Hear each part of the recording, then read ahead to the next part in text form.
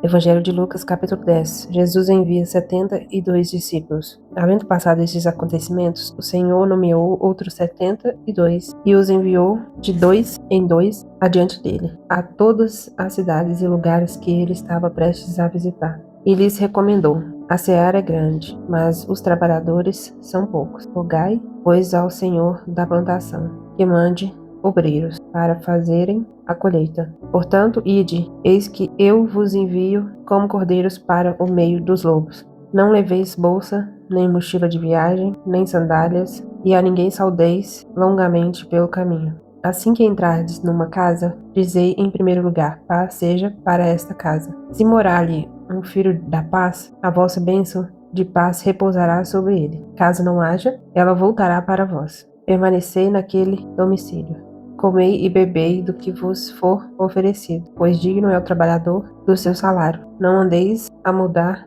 de casa em casa. Quando entrardes em uma cidade e ali fordes bem recebidos, alimentai-vos do que for colocado diante de vós. Curai os doentes que houver na cidade e proclamai-lhes: o reino de Deus está à vossa disposição. No entanto, quando entrardes numa cidade e não fordes bem recebidos, saí por suas ruas e exclamai a todos: até a poeira da vossa cidade, que se nos pegou as sandálias, sacudimos contra vós outros. Apesar disso, sabei que o reino de Deus está próximo. Eu vos asseguro que naquele dia haverá mais tolerância para Sodoma do que para aquela cidade. Ai daqueles que não se arrependem. Ai de ti, Corazim. Ai de ti, Betsaida. Porque se as maravilhas que foram realizadas entre vós fossem em Tiro e Sidom, há muito tempo elas teriam se arrependido, vestindo roupas de saco e cobrindo-se de cinzas. Contudo, no juízo haverá menor rigor para Tiro e Sidom do que para vós outras. E tu, Cafarnaum, serás, porventura, elevada até o céu? Não, serás derrubada até o Hades. Portanto, qualquer pessoa que vos der ouvidos, a mim está dando ouvidos, mas aquele que vos rejeitar, estará rejeitando a mim mesmo. E quem me rejeitar, rejeita aquele que me enviou. Os 72 regressam felizes. Então os 72 discípulos retornaram muito felizes e relataram: Senhor, até os demônios se submetem ao nosso comando, em teu nome. Ao que Jesus lhes revelou: Eu vi Satanás caindo do céu como um relâmpago. Atentai, eu vos tenho dado autoridade para pisar de serpentes e escorpiões, assim como sobre todo o poder do inimigo. E nada nem ninguém vos fará qualquer mal. Contudo, regozijai-vos, não apenas porque os espíritos vos obedecem, mas sim porque os vossos nomes estão escritos nos céus. A grande alegria de Jesus no Espírito. Naquele mesmo momento, Jesus, exultando no Espírito Santo, exclamou: Ó Pai, Senhor do céu e da terra, louvo a Ti, pois ocultaste essas verdades aos sábios e cultos e as revelastes aos pequeninos. Amém. Ó Pai, porque Tu tivestes a alegria de proceder assim. Tudo me foi entregue por meu Pai. Ninguém sabe quem é o Filho, a não ser o Pai, e nenhuma pessoa sabe quem é o Pai, senão o Filho, e aqueles a quem o Filho o deseja revelar. Então, mirando os seus discípulos, declarou-lhes em particular: Bem-aventurados são os olhos de quem vê as revelações que vós vedes, pois vos asseguro que muitos profetas e reis almejaram ver o que estáis vendo, mas não viram, e ouvir o que ouvis, e não ouviram. A parábola do bom samaritano. Certa vez, um advogado da lei levantou-se com o propósito de submeter Jesus à prova e lhe indagou: Mestre, o que preciso fazer para herdar a vida eterna? Ao que Jesus lhe propôs: O que está escrito na lei? Como tu a interpretas? E ele replicou: Amarás o Senhor, teu Deus, de todo o teu coração, de toda a tua alma, de todas as tuas forças, com toda a tua capacidade intelectual, e amarás o teu próximo como a ti mesmo. Então Jesus lhe afirmou: Respondeste corretamente, faze isso e viverás. Ele, no entanto, insistindo em justificar-se, questionou a Jesus: Mas quem é o meu próximo? Diante do que Jesus lhe responde assim: Certo homem descia de Jerusalém para Jericó,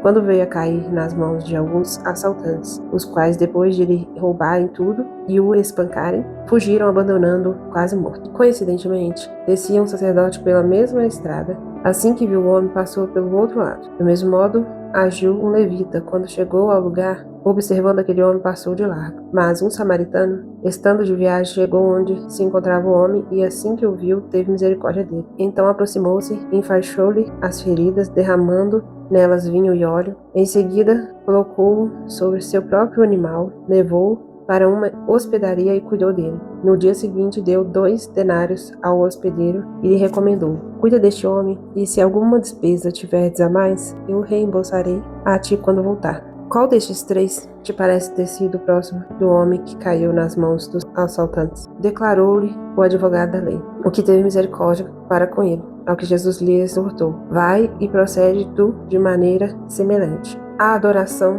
de Marta e Maria. Caminhando Jesus e os seus discípulos chegaram a um povoado onde certa mulher, chamada Marta, o recebeu em sua casa. Maria, sua irmã, ficou sentada aos pés do Senhor, ouvindo o que ele ensinava. Marta estava inquieta, ocupada com os muitos afazeres, e aproximando-se de Jesus, inquiriu-lhe: Senhor, não te importas de que minha irmã tenha me deixado só com todo o serviço? Peça-lhe, portanto, que venha ajudar-me. Orientou-lhe o Senhor: Marta, Marta, andas ansiosa e te afliges por muitas razões. Todavia, uma só causa é necessária. Maria, pois, escolheu a melhor de todas. A esta não lhe será tirada. Bom, eu gostaria aqui de falar sobre 2 pontos que me chamam a atenção. Primeiro é quando Jesus fala sobre o próximo. O advogado da lei, ele pergunta para Jesus como amar o próximo, né? E Jesus dá o exemplo do samaritano. O que eu entendo com isso é que o nosso próximo, ele não é o que vem em seguida, mas o nosso próximo é aquele que está necessitado, porque o homem, ele estava ali necessitado de ajuda, de socorro. E Jesus falou que aqueles que ajudam, como o samaritano fez, esses amam o seu próximo. Então nós precisamos tomar cuidado com isso, que amar o nosso próximo, que é o segundo mandamento, é cuidar daqueles que necessitam, ajudar, socorrer aqueles que necessitam. E o segundo ponto é sobre Marta e Maria. Quantas vezes estamos sendo negligentes sendo Marta? Eu, por exemplo, é uma coisa que fala muito comigo, porque ultimamente eu tenho andado muito ocupada com várias coisas, mas a boa parte eu tenho me esquecido dela. E como é precioso viver com a boa parte. Eu já vivi isso e sei o quanto é bom, mas hoje eu me coloco como Marta. Hoje eu vivo nessa realidade de estar ocupada, mas eu peço ao Senhor que me faça retornar. Então vamos orar.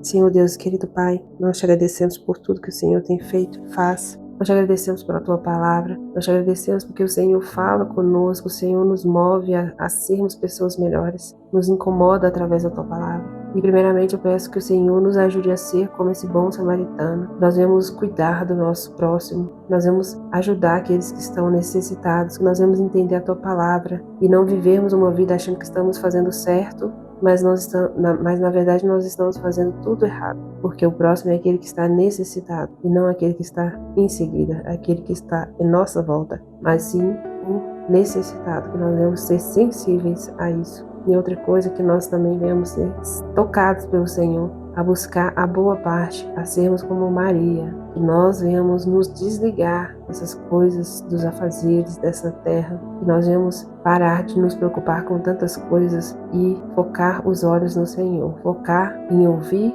o que o Senhor tem para nos falar, sentar e ouvir o Mestre. Que o Senhor nos ajude e nos ensine a sermos assim, nos leva para esse lugar de sentar e ouvir a Tua voz. Em nome de Jesus, o que nós te pedimos, que o Senhor mude a nossa história, mude a nossa vida, para a glória do Senhor. Amém.